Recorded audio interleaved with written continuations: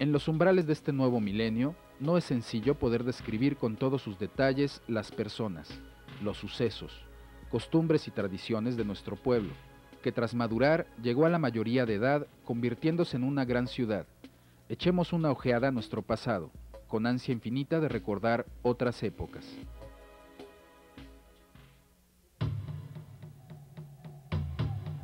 En el Valle Grande, lleno de fecundos campos, en el Valle de Señora, fue al fin escogido el sitio para cumplir el mandato y fundar luego la Villa de León de Guanajuato. Esforzados fundadores desafiaron 1000 peligros y, afrontando los ataques chichimecas, pacificaron la región colonizándola, de tal manera que el 20 de enero de 1576 fue fundada la Villa de León. Detener el tiempo como visión retrospectiva hará que pasen ante nuestros ojos épocas de ayer y de siempre, dentro del marco de aquella ciudad provinciana, devota e industriosa, en la que no estaban reñidos la tradición y el progreso. Viene así este documental a reconstruir el espectáculo de la vida y costumbres de la sociedad leonesa durante las primeras décadas del siglo que acaba de concluir. Vemos de nuevo lo que ya no existe, lo que el pasado ha deformado o demolido, pero en donde se ha erigido una gran ciudad.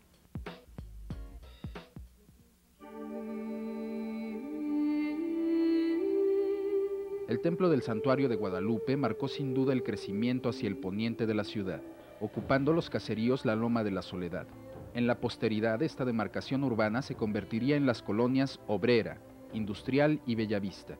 Basta decir que los primeros moradores fueron los damnificados por la inundación de 1888. Tradicionalmente la población se distinguió por ser fiel a sus festejos, esmerándose en los aniversarios de la ciudad y de la independencia. El antiguo mercado de la Soledad hizo fama a juzgar por la Torre del Oro, ubicada en la esquina de Comonfort y la calle del Oratorio. Las añejas barracas fueron luego sustituidas por el entonces Nuevo Mercado Aldama, inaugurado el 16 de septiembre de 1883. Otro mercado de tradición fue el República, construido en la antigua plazuela de Santiago. El arroyo Machigues se encontraba en lo que actualmente es la avenida Miguel Alemán, y que posteriormente fue embovedado. En su costado oriente se encontraba la antigua Plaza de Toros México. La muy conocida Rinconada de la Soledad era punto de venta de viejos alfareros y comerciantes. Otro mercado de triste destino fue el Mercado Hidalgo, mejor conocido como el Parián, construido hacia 1865 en lo que hoy es la Plaza Fundadores. De singular estilo arquitectónico, el Parián dio cabida a importantes comerciantes de la época. Fue demolido luego de sufrir un incendio en la década de los 30. Otro edificio de renombre arquitectónico fue el de la cárcel municipal, inaugurada el 27 de octubre de 1902, reconstruido recientemente para albergar la biblioteca del maestro Wigberto Jiménez Moreno, el Instituto Cultural de León y próximamente el Museo de la Identidad. Nuestra legendaria plaza principal ha sido por muchos años testigo de eventos cívicos, políticos y sociales. La plaza, hoy llamada de los Mártires del 2 de enero, ha sufrido radicales transformaciones, particularmente en los últimos tiempos, en los que las autoridades municipales se han preocupado por embellecerla, si bien a costa de las características que le daban fisonomía propia, pero que dado el ritmo del progreso al que no pueden sustraerse seres ni cosas, es imposible evitar. En realidad, y con excepción del templo parroquial y del seminario desaparecido, los edificios que rodeaban la plaza carecían de estilo definido y de valor arquitectónico. El Palacio Municipal fue construido mucho tiempo después e inaugurado el 21 de marzo de 1869, siendo jefe político el coronel Octavio Rosado.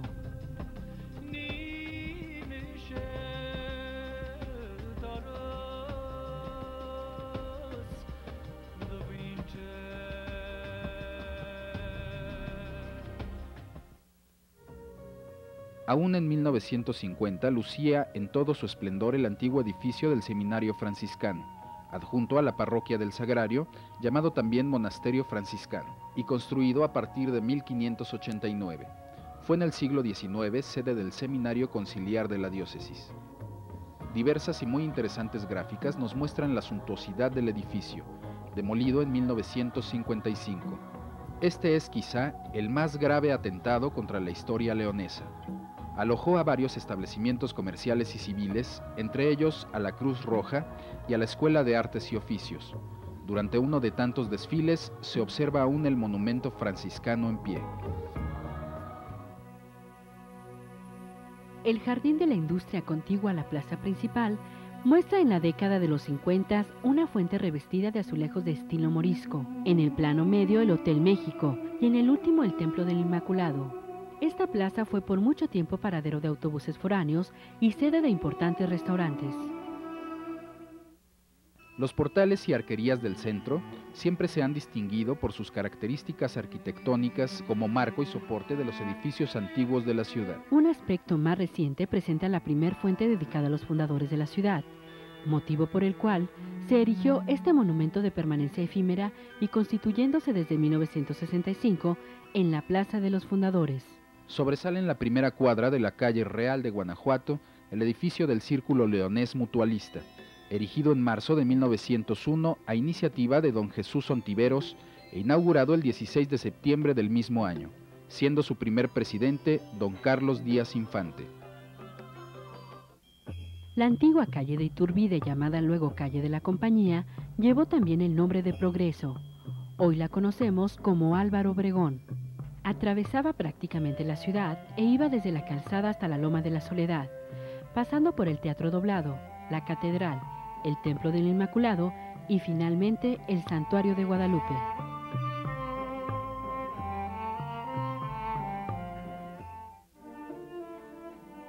En 1894 iniciaron los trabajos de construcción del actual Arco de la Calzada, originalmente llamado Arco Aldama y luego Arco de la Paz, obra dirigida por el ingeniero Pedro Tejada León y bajo la administración del jefe político don Perfecto Aranda. La construcción fue terminada en junio de 1896. El Paseo de la Calzada era de los más tradicionales. Sus amplias bancas, sus frondosos árboles, sus arriates y canales hacían de los paseantes una verdadera delicia. A principios del siglo XIX se llevaban a cabo varios eventos conmemorativos a la fundación de la ciudad. Los paseantes que venían del oriente pasaban necesariamente por el monumento a Morelos en la entrada a la calzada, y que era prácticamente la entrada a la ciudad. A lo lejos lucía el arco, aún sin coronar por el león emblema, y que más tarde construyera un modesto albañil. Luego, en 1958, fue colocado el nuevo y actual león de bronce, donado por un grupo de distinguidos empresarios, encabezados por el torero Antonio Velázquez, y cuya obra escultórica se debe al maestro Humberto Peraza. La calzada de los años 50 se distinguió por sus famosas estatuas o musas, sus obeliscos de entrada y sus bancas estilo morisco. Muchos años atrás, en 1849, fue construido el antiguo Puente de la Calzada, mismo que era punto de enlace entre León y Guanajuato y prácticamente era el límite urbano, pues más allá de él eran solo campos y carrizales. El Puente del Cuecillo, importante vía de acceso al barrio del mismo nombre, fue construido a expensas del segundo obispo de León, don Tomás Barón y Morales, obra de singular estilo arquitectónico y dirigida por don Luis Lón. Fue inaugurado en 1889. El servicio de tranvías jalados por mulitas era el transporte urbano ordinario y originalmente unía la plaza principal con la estación, San Miguel y el Parque, adicionándose ese servicio hacia el barrio del Cuecillo el 15 de mayo de 1896 y al mismo tiempo hacia el barrio Arriba y a la Placita de Santiago, y el 19 de enero de 1904 hacia el barrio de San Juan de Dios. En los vaivenes del tiempo, la ciudad se vio servida por los medios de transporte de la época y hacia principios de 1900 se vieron por primera vez en las calles los primeros automóviles, sumándose a los tranvías en su actividad y destinándose para ellos puestos de gasolina para su locomoción. ¡Qué tiempos aquellos de añoranzas y de recuerdos! En 1882, nuestra historia registra numerosos acontecimientos que demostraron el invariable camino que León había emprendido hacia el progreso, en todos sus órdenes. Y fue así que el 27 de julio de aquel año se puso en servicio la línea del Ferrocarril Central Mexicano, que enlazaba León con Aguascalientes y Ciudad Juárez, convirtiéndose nuestra estación en puerta de entrada y salida de visitantes, paseantes y trotamundos. Un factor importantísimo para el desarrollo de la ciudad fue el agua, de tal manera que fue necesaria la perforación de pozos artesianos en las diversas plazas de la ciudad, el primero de ellos en la plaza principal, el cual se inauguró el 5 de marzo de 1898 y construyéndose para su distribución una caja de agua. Le siguieron luego la placita de Santiago y más tarde el barrio arriba. Originalmente se llevaba el agua en cántaros a las casas, colgados a hombros por los aguadores, y más tarde, dadas las distancias, tenían que hacerlo en mulitas. Las desgracias no fueron ajenas al transcurrir de nuestra ciudad. Las calamidades azotaron a la población y rompieron con la ya legendaria paz que vivíamos.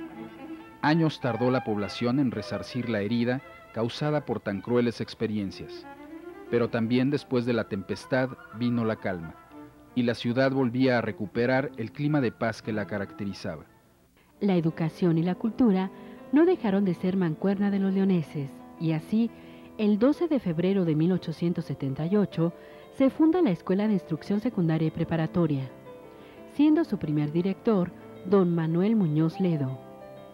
En 1953, al conmemorarse el 75 aniversario de su fundación, se estrena un amplio y moderno edificio en el mismo predio anteriormente ocupado.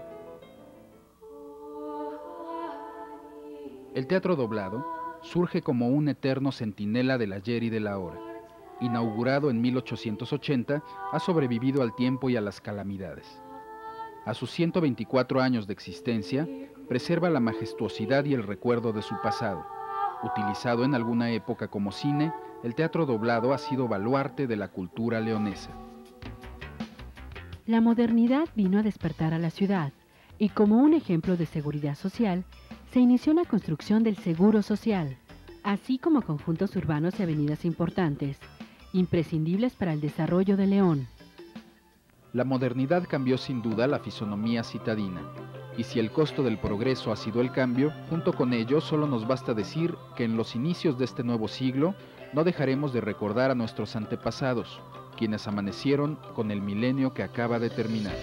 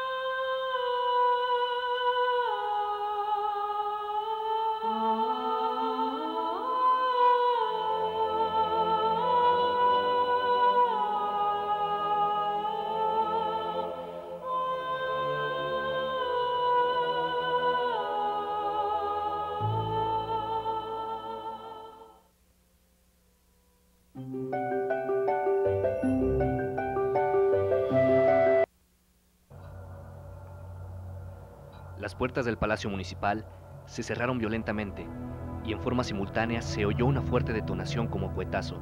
Segundos después, una lluvia de Mauser que continuó con el tableteo ensordecedor de las ametralladoras. Vómito enloquecedor que parte del palacio y de su azotea. La multitud inerme huye despavorida. Pánico, confusión, tropezones.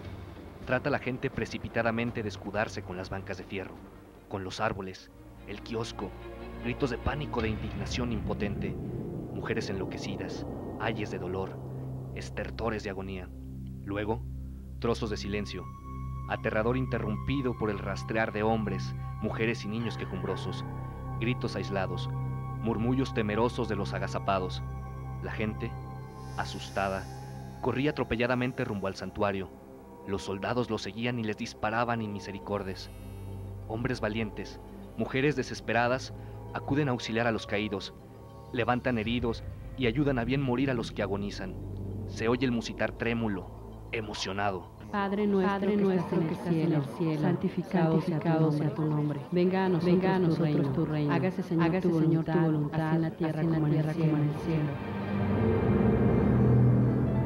Fue el noble y valeroso pueblo de León que como una sola alma se había decidido, a fines de 1945, a despertar de su postración cívico-política al pueblo de Guanajuato y a todo México, el que era masacrado la noche del 2 de enero de 1946 por las fuerzas federales, porque tuvo la osadía de rebelarse ante otro fraude electoral y de indignarse ante la imposición que el gobernador había hecho de un presidente municipal que los ciudadanos no habían elegido.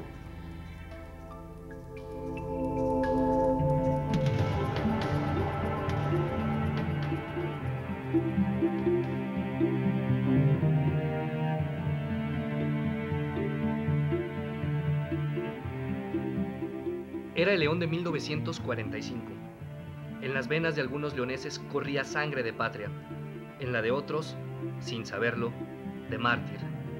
Era el León de 1945. Era un pueblo que soñaba democracia.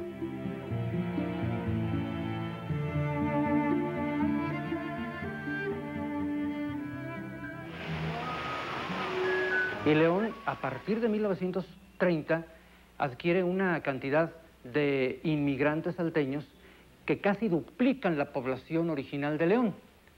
Esto determina, pues, que en León se consolide una mentalidad conservadora, católica, tradicional y absolutamente antirrevolucionaria que explica el que aquí se haya formado el sinarquismo.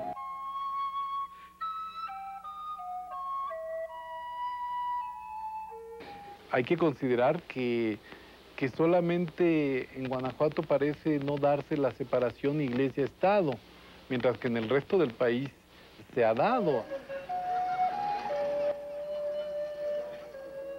Por eso, lo que se proponía antirrevolucionario no era un grupo panista, ni mucho menos, era la Unión Cívica Leonesa, que era un grupo imbuido del ideario sinarquista que nacía de una propuesta local, no de un partido nacional, y el Partido Acción Nacional nada tenía que ver con ese movimiento. Yo me atrevería a asegurar, más de 80% de la población era militante o simpatizaba con la Unión Nacional Sinarquista. Se trataba de una lucha cívica que verdaderamente no inspiraba temor, no se sabía. Claro, las fuerzas del Estado, las fuerzas federales, pues sí, se veía que estaban interviniendo ya, posiblemente para imponer por medio del aparato militar, pues lo que decía el gobernador. El domingo 16 de diciembre de 1945 fue histórico. Como nunca antes había sucedido, los leoneses acudieron desde temprano a votar, pero también ocurrió lo que se esperaba. Los del PRM hicieron todas las tentativas de fraude que ya les son tradicionales.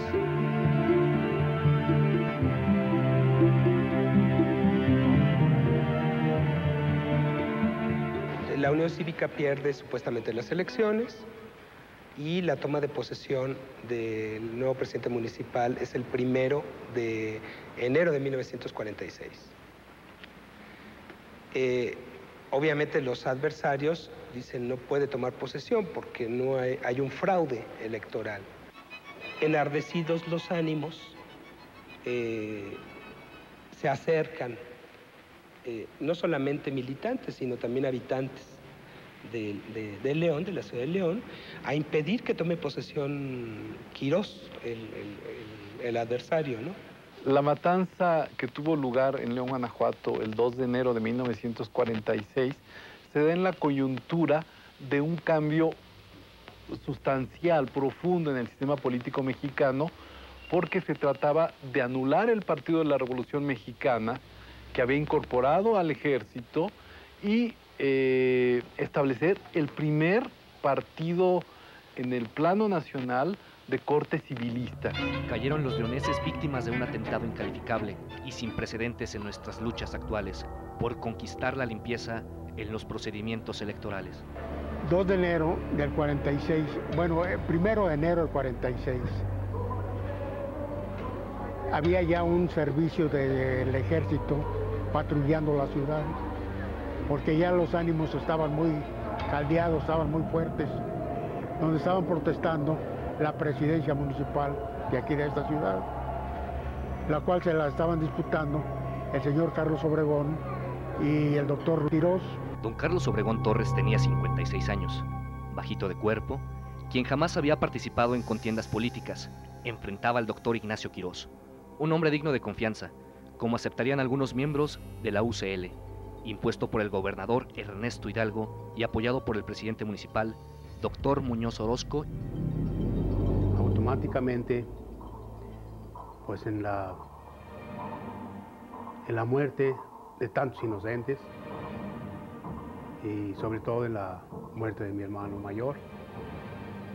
Mi hermano mayor tenía 27 años, tenía 3 años de casado, 2 de familia y 1 que estaba por nacer. Yo tenía 18 años, eran las pasadito de las 8:10 por ahí, cuando empezaron a tirar. Todos nos preguntábamos, ¿qué están haciendo? No es posible. Pero al ver que enseguida volvieron a disparar, ya veíamos que algunos caían y otros quejándose, y pues todos a correr. Entre 2 cadáveres, sentado en el suelo, un infeliz padre, Pedro Ramírez, sostiene en brazos el cadáver de su hijita María Pilar Ramírez, de 5 años de edad, destrozada por las balas expansivas. Era lo único que yo tenía en el mundo y me la mataron. Era lo único que yo tenía en el mundo y me la mataron, dice el infeliz obrero bañado por la sangre de su pequeña. Llora como chiquillo.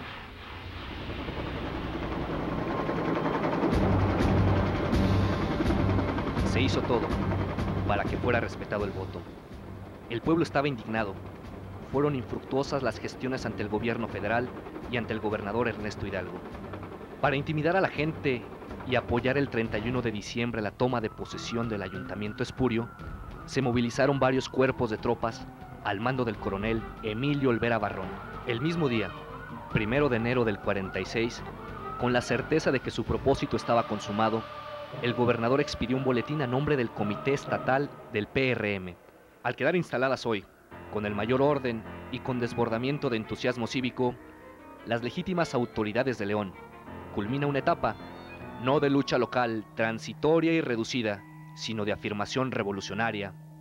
Estas declaraciones se leían en León la tarde del día 2, justamente a la hora en que la ciudad, una sola alma herida, vilipendiada, formulaba su clamorosa protesta contra la violación del orden legal.